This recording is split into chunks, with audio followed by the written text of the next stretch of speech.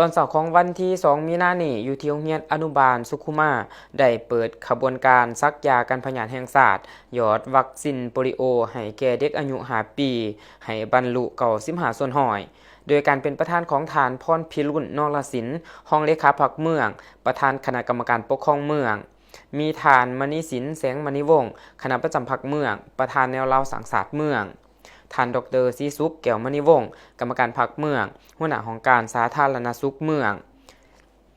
ท่านนางจุมารีออนเซเวียงกรรมการพรรคเมืองหัวหน้าของการศึกษาธิการและกีฬาเมืองมีคณะการที่เกี่ยวของเมืองพร้อมด้วยพนักงานครูอาจารย์เขาร่วมในโอกาสนี้ท่านดร.ศรีสุขแก้วมณีวงศ์กรรมการพรรคเมืองหัวหน้าของการสาธารณสุขเมืองก็ได้รายงานเกี่ยวกับการจัดตั้งปฏิบัติขบวนการหยอดวัคซีนโปลิโอเป้าหมายเด็กลุ่ม5ปีในทั่วเมืองมี 6,076 คน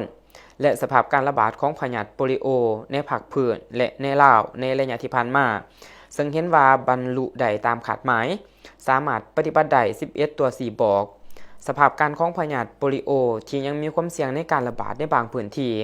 โดยสาเหตุสำคัญแมนอัตราการปกคลุมวัคซีนยังบ่ทั่วถึง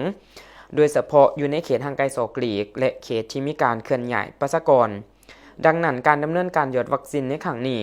จึงเป็นมาตรการสำคัญเพื่อป้องกันและสกัดกั้นการระบาดของพยาธิโปลิโอสำหรับแผนการหยอดวัคซีนจะดำเนินการ2หอบก็คือหอบที่1แต่วันที่2มีนาหาวันที่11มีนาและหอบที่2แต่วันที่23มีนา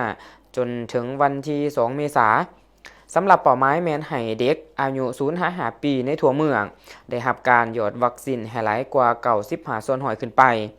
พร้อมนั้นของการสาธารณสุขเมืองจะได้เน้นหนักให้การลงหยอดวัคซีนเข้าถึงทุกบ้านทุกเขตเพื่อบ่ให้มีเด็กคนใดตกหล่นพร้อมทั้งได้ประสานงานกับคณะการศึกษาสื่อมวลชนและองค์การปกครองบ้านเพื่อช่วยเผยแพร่และปลุกระดมให้ผู้ปกครองนำพาเด็กน้อยไปรับวัคซีนตามจุดบริการที่กำหนดให้ทันตามแผนการที่กำหนดไว้